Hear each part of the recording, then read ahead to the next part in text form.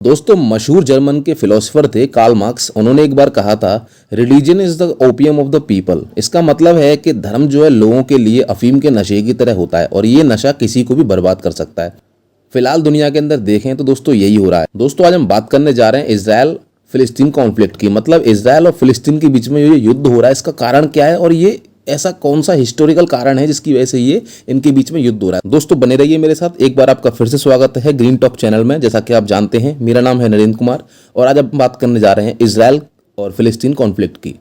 Israel और फिलिस्तीन के बीच जो युद्ध हो रहा है, ये युद्ध धर्म के उसी सिद्धांत पर आधारित है जो इंसानों को नशे के जैसा लगता है, जिसमें कि इंसान धर्म के नाम पर कुछ भी करने को तैयार हो जाता है। दोस्तों इजराइल और फिलिस्तीन के बीच का ये संघर्ष 7 मई को जेरूसलम में शुरू हुआ था, जिसमें 35 लोग लगभग मारे जा चुके हैं, सैकड़ों लोग घायल हो चुके हैं और पूरी दुनिया इसी के बारे में चर्चा कर रही है। दोस्तों बात करें अगर इजराइल की, तो इसकी पॉपुलेशन है लगभग 90 लाख और इसके अंदर जो लोग रहते हैं उसमें से यहूदी जो लोग हैं वो लगभग 75% है, लगभग 18% इसके अंदर मुसलमान हैं, 2% इसके अंदर क्रिश्चियन रहते हैं और 1.5% इसके अंदर अन्य लोग रहते हैं। दोस्तों अगर हम बात करें फिलिस्तीन की, तो लगभग फिलिस्तीन की जो पॉपुलेशन है वो 40 लाख, जिसमें से 80% लोग मुस्लिम हैं और 20% लोग यहूदी हैं। और यहाँ पे बीच वाला जो हिस्सा है वो भी फिलिस्तीन का है और एक फिलिस्तीन की ही टेरिटरी है जिसको बोलते हैं हम गाजा स्ट्रिप या फिर गाजा पट्टी। दोस्तों ये जो गाजा पट्टी है ये फिलिस्तीन की टेरिटरी है और ये टेरिटरी मेडिटेरियन सी के ईस्टर्न कोस्ट पर बनी हुई है। दोस्तों अगर हम बात करें फिलिस्तीन की, तो फिलिस्तीन के लोगों पर लड़ाई के नाम पर लाठी पत्थरों के अलावा और कुछ नहीं है और ये इजराइल से लड़ाई लेते हैं बिना बात के। हाँ, लेकिन अगर यहाँ बात करें फिलिस्तीन की एक टेरिटरी जो कि है गाजा पट्टी पर, दोस्तों एक हमास नामक आतंकवादी संगठन है जो कि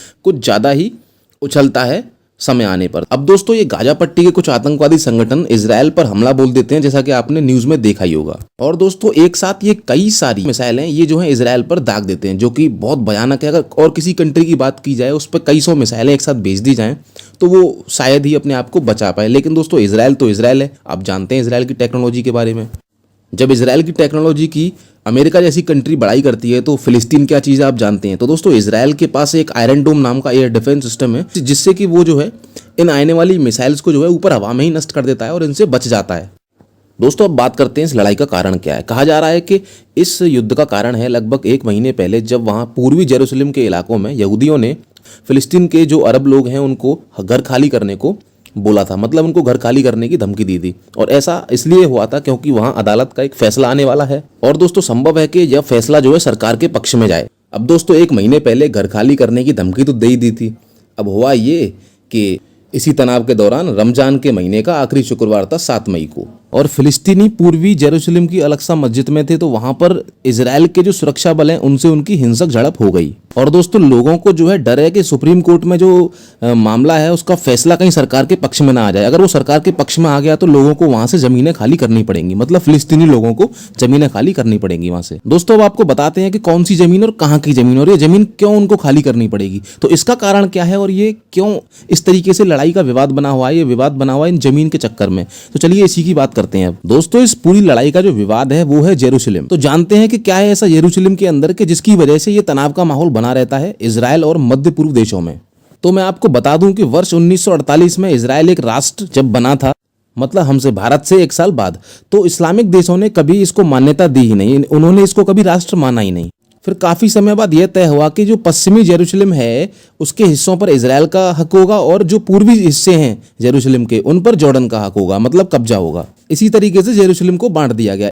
इसके बाद 1967 में इजराइल की सीरिया, जॉर्डन और फिलिस्तीन तीनों से ही लड़ाई घमासान युद्ध छिड़ गया, जिसमें कि आपको पता है कि इजराइल जीता और इजराइल ने जो है पूर्वी जेरूसलम और वेस्ट बैंक पर भी कब्जा कर लिया। यानी कि ये दोनों इलाके जो जॉर्डन के पास होते थे वो इलाके अब इजराइल ने जॉर्डन से छीन लिए थे। और दोस्तों तभी से इन इलाकों में इजराइल और फिलिस्तीन के बीच हिंसक टकराव होता रहता है इस जमीन को लेकर।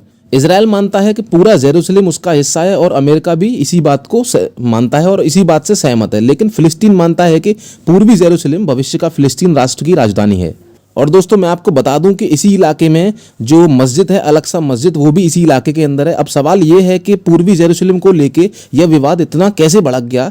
तो मैं आपको बता दूं कि पूर्वी जेरूसलम ईसाई, इस्लामिक और यहूदी तीनों के लिए ही बहुत अहम है, क्योंकि इसका कारण दोस्तों कारण ये है कि तीनों ही धर्म अपनी शुरुआती कहानी को बाइबल के पैगंबर अब्राहम से जोड़ते हैं। अगर दोस्तों ईसाइयों की बात करें तो उनका मानना है कि यहाँ कलबारी की पहाड़ी पर यीशु को सूली पर चढ़ाया गया था और उनका जो मकबरा है वो स्पेलकर के अंदर स्थित है। इस तरीके से ये जो जगह है ये ईसाइयों के लिए बहुत महत्वपूर्ण जगह है। अगर मैं बात करूं इस्लाम की, तो इस्लाम के मुताबिक उनकी जो अलग सा मस्जिद है, मतलब कि डोम ऑफ रॉक, वो भी यहीं पर स्थित है। दूसरा, उनका मानना है कि यह स्थान मक्का और मदीना के बाद में तीसरा सबसे पवित्र स्थान है। और उनका मानना ये भी है कि जो पैगंबर मोहम्मद थे वो जो है यहीं से जन्नत के लिए गए थे।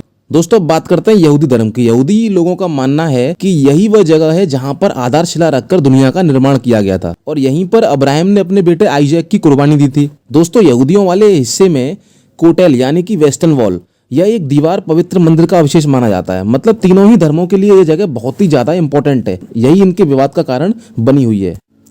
दोस्तों, उम्मीद करता हूं कि इस वीडियो से आपको समझ में आ ही गया होगा कि इस विवाद का कारण क्या है। दोस्तों, अगर आपको हमारी वीडियोस अच्छी लगती हैं तो इनको लाइक करें, शेयर करें और हमारे चैनल को सब्सक्राइब करें और बेल आइकन को दबाना ना भूलें। अगर दोस्तों आप हमें सपोर्ट करेंगे, इसी तरीके से हमको सब्सक्राइब करेंगे, हमारे चैनल को, वीडियोस को लाइक करेंगे, तो हमको एक मोटिवेशन मिलता है जिससे कि हम आपको और अच्छी अच्छी वीडियोस बना करके दिखाएंगे। वीडियो देखने के लिए धन्यवाद।